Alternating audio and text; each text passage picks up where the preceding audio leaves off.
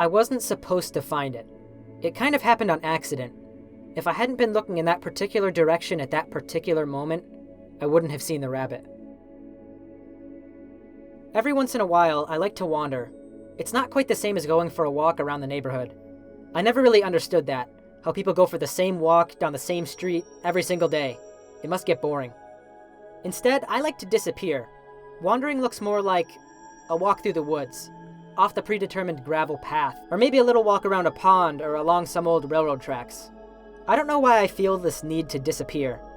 I'm not exactly disappearing from anyone. I don't have any friends. Never really had any through high school, and haven't had any since. I'm not quite sure why. It wasn't really an active choice, just something that happened. I don't resist it though. It's peaceful, and I happen to be quite comfortable with myself.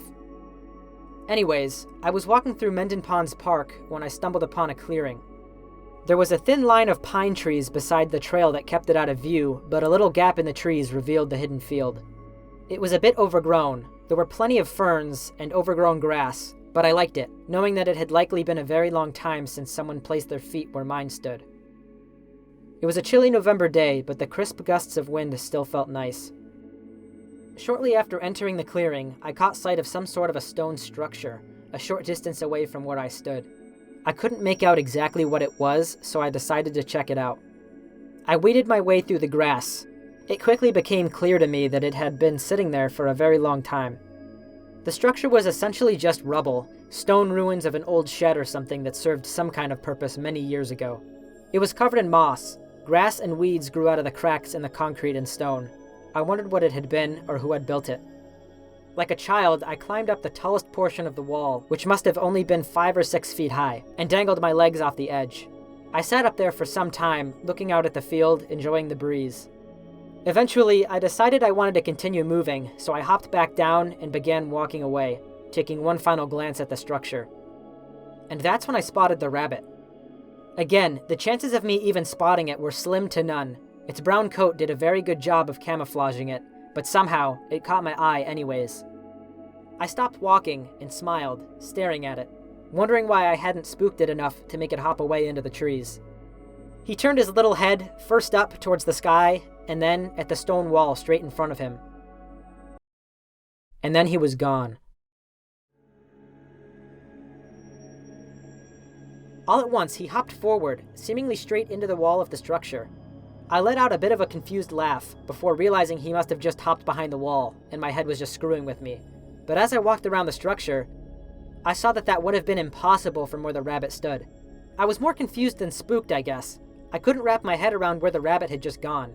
There weren't any holes in the ground or anything that I could see, and the wall was one solid piece, nowhere for the little guy to hop through. I squatted down and placed my hand around where he had gone through, and it went into the wall. I immediately yanked my fingers back out. Now I was seriously confused. Even more than the sight of seeing my hand go into the stone, the feeling of my hand going through it was more uncomfortable. The part of my hand that went into the wall felt like it had immediately fallen asleep, like the feeling had just completely disconnected from the rest of my body. If you've ever felt pins and needles, that kind of static sensation when you don't move your arm or your legs for a prolonged period of time, it was exactly like that. But frighteningly, the second I yanked my hand out, normal feeling returned. I rubbed my left hand over my right, making sure it was still all there. And it had been, but to make things stranger, my hand was now ice cold, like I stuck it inside of a pile of snow. I sat there for a long time, my mind racing, left hand still holding my right. I searched for any sort of a logical explanation for what had just happened, but found nothing.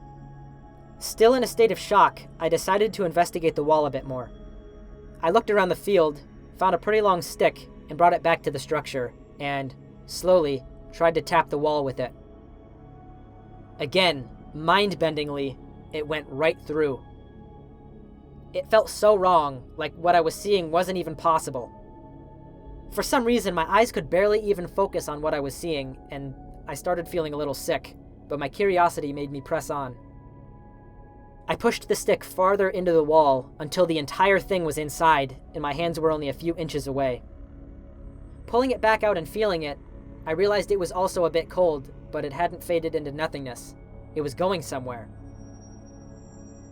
I threw the rest of it in, and It simply disappeared. It was gone.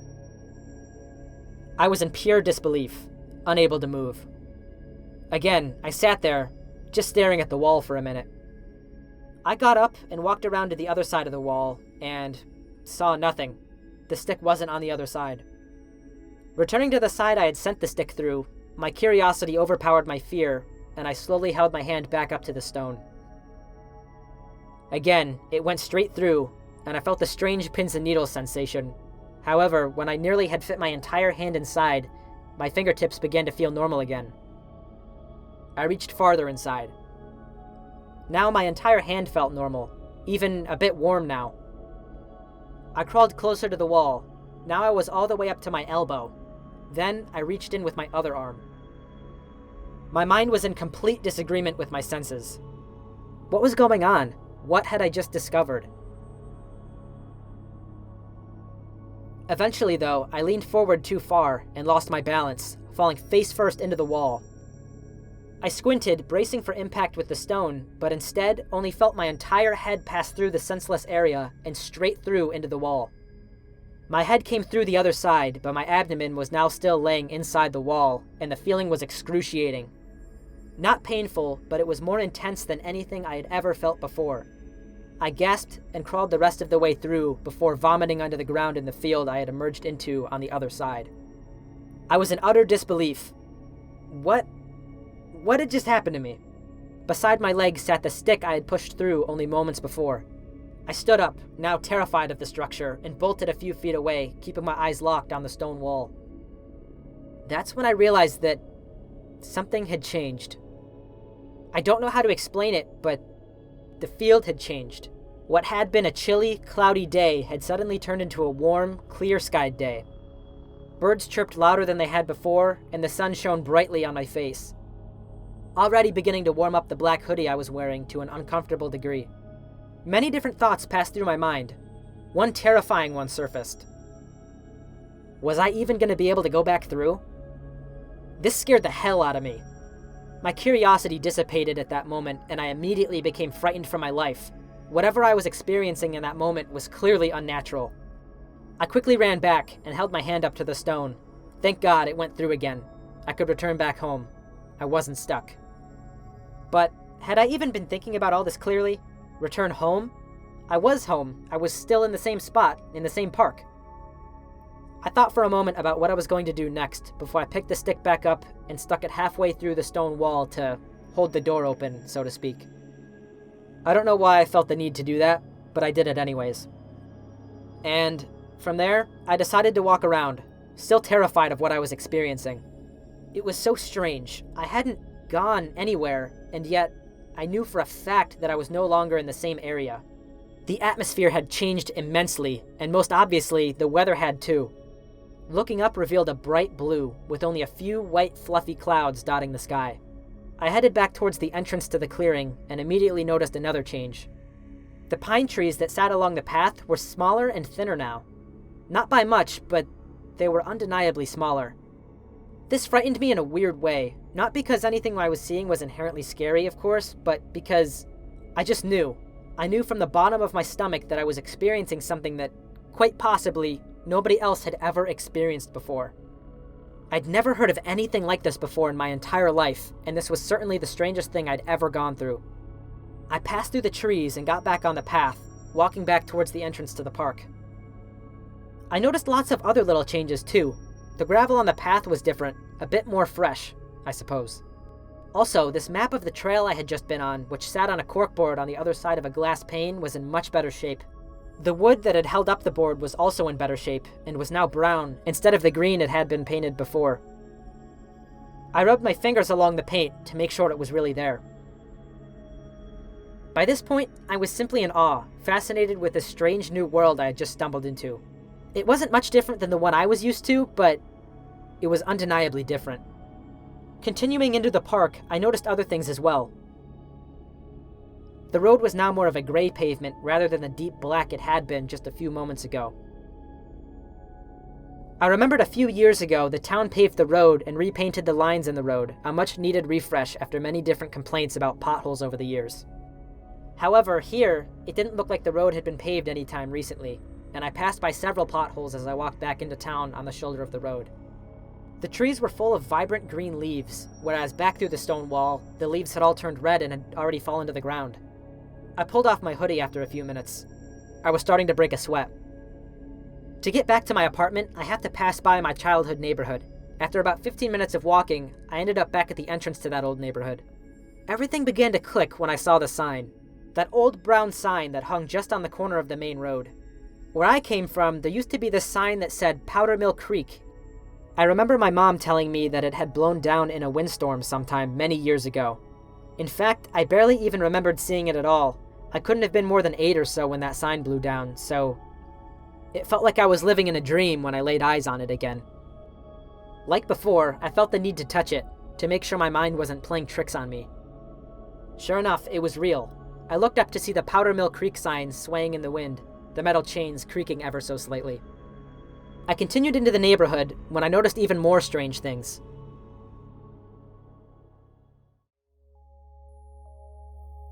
Most prominently, again, were the trees. There were a few I didn't recognize at all in my old neighbor's lawns, especially one huge, overgrown oak tree sitting a few houses down. As I approached it, I saw that it had a huge hole in the trunk. Immediately, I remembered something. A memory that, if it had not been for this strange experience, likely would have remained buried in my head for the rest of my life. When I was very young, maybe about 7 years old, I was visiting a neighbor's house with my mom and dad, and I remember they told me that they were going to have to cut this huge tree down someday. They told me that there were a bunch of these bugs that were eating the inside of the tree, and there wasn't much they could do. I even remember my mom holding me up to the opening so I could look inside and see how hollow it had gotten. One day there would only be a stump in the ground where this huge tree now stood. With that, it all began to make sense. I had gone back. I had broken through the most rigid wall in the universe, strolled down the unnavigable path. It was the only explanation. This realization came to me in a very muddled way. Initially, I became aware of the power I now held, the things I could do, the things I could change. However, this did not come without the simultaneous feeling of trepidation. I was consciously aware of how little I understood the responsibilities that could come with this opportunity, should I choose to exploit it. I still didn't completely understand why this was happening to me, and I knew that I likely never would, so I chose to simply live in the moment and keep my intentions pure. As I continued down the street, I noticed little things that had changed over the years without me even realizing it. Different mailboxes, houses painted different colors, front doors. One house had an old wooden fence around it, like the ones you'd see on a farm or something. I didn't remember those ever being there. Eventually, I came to the end of my old street, Robin Wood Circle. I remember waiting for the bus stop underneath the street sign on the corner. They would change this pole in a couple of years. This one was painted green. It was smooth and cylindrical. I remember this because all the neighborhood kids used to hold onto the pole with our left arms and run around it in a circle. When they changed the pole, it was in a square shape with these really sharp corners, so we couldn't swing around the pole at the bus stop anymore. I stood by the sign for a moment. Gazing up the street, I could barely make out my old house. I was sort of afraid. I didn't know what to expect. It took a bit of willpower to get me to start the trek up the hill. So many strange memories flooded back to me, memories I didn't even know I had. What other memories did I have stored deep in the depths of myself that I would never be able to recall again? The thought was terrifying, so I buried it. Eventually, I saw my house on the right side of the road. I stood by the curb one house down so I could look at it for a bit without looking too strange. The house I looked at now was a sight I hadn't seen in many years. It wasn't white with the black shutters as it was where I came from. Instead, it was a bluish gray with darker pastel blue shutters. I felt a lump begin to crawl up into my throat, but I swallowed it down hard. In a few years, Dad would paint the house white, and one afternoon, as the sun set, I would climb up the scaffolding ladder to swing my legs off the edge and eat a bowl of mint chocolate chip ice cream. He'd keep painting while we talked. My parents loved that house, and I knew that they would pour so much love into it in the coming years, to the point where this one, the house we had only just moved into, appeared to be a completely different structure. I could see my little blue plastic basketball hoop sitting in the turnaround of the driveway. We hadn't even bought the flagpole yet, so the flag still sat mounted to the side of the house at an angle. I anxiously cracked my knuckles as I made a crippling realization. Yes, of course this was my childhood home. I did grow up here, but at the same time, even now, even after making the impossible journey back to this exact point in time and space, I could never truly return. I realized that our nostalgic desire to return to the past is not to return to any particular house. It's not to return to any particular neighborhood or even to any particular time. It's a desire to return to something else. In my peripheral vision, something caught my eye. My eyes widened before I ducked behind a trash can. No. I pretended to tie my shoes for a moment before standing back up as calmly as possible, returning to a standing position. I had the compulsion to pull my phone out of my pocket and pretend to text someone, before quickly realizing that would only draw more attention to myself, judging by how far back I must have gone. Looking back up, my suspicions were confirmed. I wasn't sure whether to feel terrified or emotional, but standing near the cul-de-sac were two young boys wearing two unmistakable helmets. One dark green, one light green. The air seemed to thicken around me, as though the universe was attempting to suffocate me. The only prominent thought in my mind was how unnatural this was, how obvious that it was that this should not be happening, should not be able to happen. I tried to calm myself down and focus on breathing. For a second there, it almost felt as though I had forgotten how to breathe. Every inhale and exhale seemed to take some focus. I tried to look away from the two children, but I could hear them screaming and laughing, even from a few houses down. After I took a few seconds to collect myself, I decided to stroll forward just a pinch, as there was a tree obscuring my view of them. I noticed that it wasn't just the two of them. Instead, there were 4 kids, 2 boys and 2 girls. We were smaller than I remembered. Our bike sat on the grass in the center of the cul-de-sac, and our little King Charles Spaniel, Dixie, sat tied to one of the bushes. We were so little, so oblivious to the world around us. This was what I missed, what I could never return to. The house, the neighborhood, the cul-de-sac, those were all just decorations. What I missed was the innocence. I felt the lump crawl back up into my throat. I watched as we all started to climb the tree in the center of the circle. It was a huge pine tree, and its branches extended out far. Underneath it, near the trunk, was always like our little fort. As I climbed up, I could hear Dixie start barking at us. She was still a little puppy. I could feel tears begin to well up in my eyes. It felt like a dream. I had always imagined the sky being bluer, the grass being greener in those childhood memories.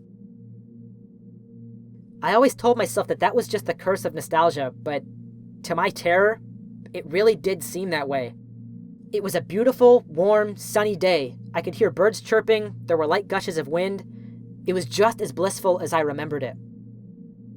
It's depressing. I know you feel it too. Even though you're not there with me, I know you understand how I felt in that moment.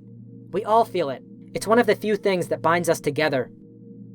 We wish we could return not to just a time and a place, but to a mindset long since forgotten. To a glorious innocence. There was a blissful simplicity to life back then that, tragically, cannot be appreciated until it has left us forever. To know that, if only subjectively, a world once existed without responsibility, without pain, without suffering as we know it now, is a curse. To remember is to dangle joy just out of reach. It would be best if we could forget. You cannot miss what you cannot remember, and you cannot desire what you do not know. I noticed I had been anxiously scratching at my arm with my fingernails, leaving marks on my skin. I closed my eyes for a moment in an attempt to focus my mind before looking back towards the cul-de-sac. I could still hear us laughing, now high up in the tree, when Dixie finally tugged hard enough at the leash to break the thin branch of the bush. She took off down the street in my direction. It was like a rerun. I remembered it all. I could hear my brother screaming for the dog to come back, and I saw myself finally hop down from the tree. In a split second, it all came back to me, and I realized that this was my cue. She still had the silliest look on her face, still being at that puppy stage where their tongues are too big for their mouths. "Dixie, come here, girl," I called. She seemed to have originally been heading for the neighbor's yard, but when she heard me, she immediately changed course and ran right into my arms. "Hey, guys, someone's got her," I heard myself call back to the others, still trying to climb down from the tree. Seeing little me run closer and closer was such a strange and, again, unnatural feeling. This isn't something humans are supposed to ever experience. Sure, some of us might wonder what it would be like to meet ourselves, but it's just not supposed to happen. "Thank you, mister," little me said, stomping his little feet on the ground as he screeched to a halt. "I'm surprised she came to you. She's usually afraid of strangers." I laughed, remembering everything from this moment, but from the child's perspective. What a strange sensation. I didn't even have to form my own response, just recite them from memory. No worries, kiddo. Well, we're not really strangers, I said, as Dixie licked my face. You're not? Nope, I know Dixie. He, or I, stared at me for a second. I could tell he didn't understand, but he'd figure it out at some point. I knew that for a fact. I scratched her under her chin, her favorite little scratch spot. Her foot kicked into my stomach, and she cocked her head to the side like she always used to. After a second, I handed Dixie back to myself. I turned around to head down the hill. Hey, little man. Appreciate everything you've got right now, okay? You've got a good life. Don't take it for granted. He nodded, maintaining a puzzled look on his face. Dixie sat in his arms, panting from her little stunt back there. I started to tear up again, before waving to the little boy standing in the street as I strolled away. I continued down the street, passing the green pole, the old oak tree, and the hanging wooden sign. I smiled, taking my own advice.